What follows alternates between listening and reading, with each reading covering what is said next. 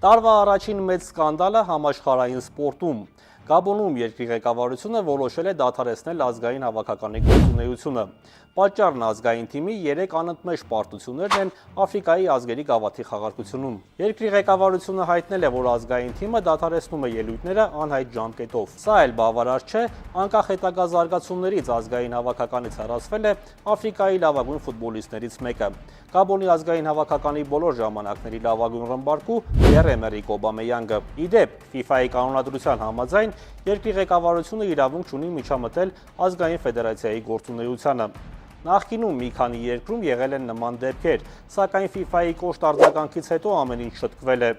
Այս անգամ FIFA-ն դեռևս հանդես չի եկել պաշտոնական հայտարարությամբ։ Գաբոնում տեղի ունեցածը չափազանց հազվադեպ երևույթ է համաշխարհային ֆուտբոլում։ Այս պատմությունը կարող է ավարտվել FIFA-ի խիստ պատժամիջոցներով։